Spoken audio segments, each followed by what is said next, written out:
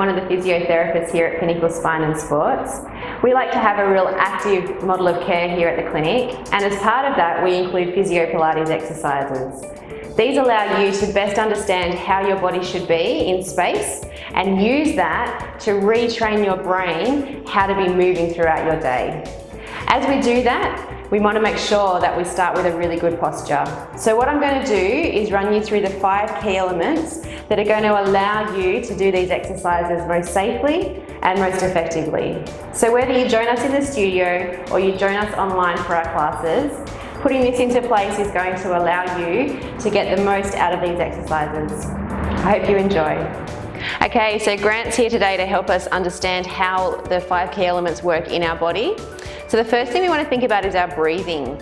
Now, a lot of people breathe in their tummies, but our lungs sit up under this rib cage that operates like bucket handles. And so we want to make sure that we're using our rib cage and flaring that out to let those lungs fill up like a balloon with great oxygen for our bodies. So if we look at where our rib cage is here, Grant, can I get you to take a nice deep breath in for me? Can you see my hands are coming out to the side, and then as he breathes out, they go back in. Now, it's important that our breathing is up here so that we can free up these muscles down here for the exercise. So if you're doing this yourself at home, pop one arm onto one side of your rib cage and the other one onto the other. And as you take a nice deep breath in, I want you to feel that you're pushing those hands out to the side, and then they're pulling back in as you push that air out again. Filling up with air, that's it, and then breathing out, and that rib cage comes back in again. Now, as long as your breathing can be up here, these muscles are free for the exercises. Now, for some people this can take a little while to learn, so make sure you spend some time practicing it. Okay, the second key element is looking all around the center. So this is the most important one, because we want to make sure that our muscles and our joints are in the right position to be able to control the movement. We're trying to teach a new movement pattern to our brain, so we want to make sure it's the right one. So to start with, what we want to look at is your pelvic tilting. So did you even know that your pelvis could tilt? We're going to tilt it up towards our head, then we're going to tilt it away towards our knees. Now, if you imagine some headlights sitting on top of these pelvic bones as Grant tilts, he's pushing his back into the mat and they're tilting towards his head.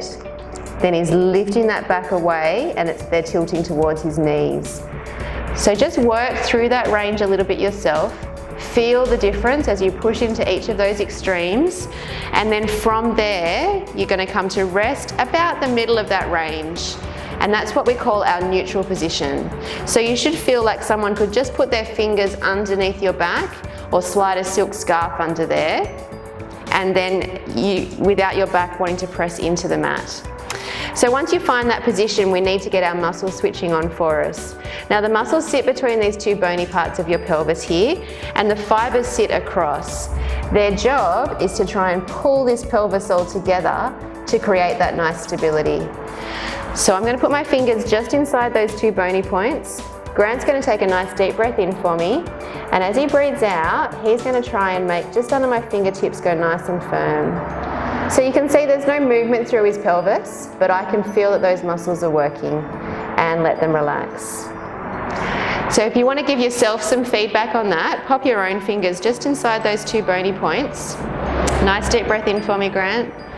Switch those muscles on and breathing out. Now try and hold them as you take another breath in and out. Wonderful, and relax. Now, what you might find as you're learning how these work is that you sort of feel them flickering a little bit on and off. That's those muscles trying to switch on for you. So play around with this, have some practices, taking those nice deep breaths in and out and feeling these muscles switching on, because they're the key muscles when we talk about turning on your center first in each of the exercises. Okay, the third key element is looking at your rib cage. So with your rib cage, what we want to do is we want to imagine a piece of string between your rib cage and your pelvis. And in order to stop that back from trying to do the exercises for you, we need to tighten up through these tummy muscles and keep that rib cage in place. So Grant, can I get you to bring your hands up towards the ceiling? I'm going to get you to float those hands over your head, and as you do that, we don't want this rib cage to move. Wonderful. So you can see that nothing else is flaring up to let that movement happen. Now, if you've got some tightness through your shoulders, you might not be able to come all the way over your head, but what you need to focus on is just going as far as you can control without this rib cage wanting to flare up and help you, so that we can guarantee that it's these tummy muscles that are doing the work for us. Okay, so now that we've set those three, so we've got our breathing set, our center set, our rib cage placement, what we're going to do now is look at our scapula, which are the bones on the back of our shoulders. So I'm going to get Grant to roll over so that you can see his better. So just pop a towel under your head so that you can breathe. So your scapula sit as triangles on either side here. Their job is to sit against your rib cage to control your shoulder movement. Now, with our postures these days, as we're sitting in chairs a lot, we tend to round through here. Those scapula become very wide on our shoulders. What we need to do is open up through the front and actually reset them onto our backs. And we do that using these muscles through the center here. So we're going to start with those shoulders nice and rounded down as if we were sitting in poor posture. Now, Grant, I'm going to get you to lift those shoulders as high as you can. Now you can see that he's squeezing in a long way, okay? These muscles are turning on, those scapula have pulled together. Okay, rest back down. Now even that, at the opposite extreme, is not going to be a very comfortable or functional position. So what we talk about is just placing our scapula on our rib cage. So that means turning on these muscles to lift those shoulders about halfway. And you can see there that he's now nice and set across his shoulders. They're not up near his ears, but these muscles are definitely switched on to hold that position.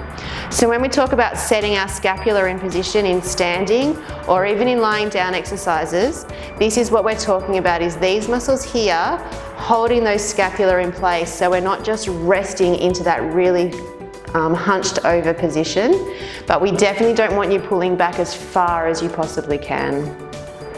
Okay, you can turn back over now, Grant. Thank you.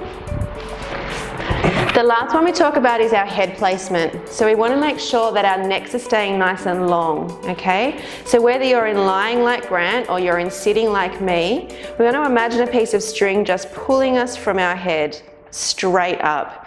So our chin stays tucked in. We've got that nice length up through the neck here, okay? We're not tucked all the way down.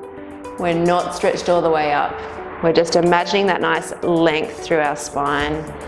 And if you can guarantee and maintain these 5 key elements, then you've got yourself in a beautiful posture for us to then mold around to get that nice strength and control in your body that Pilates brings.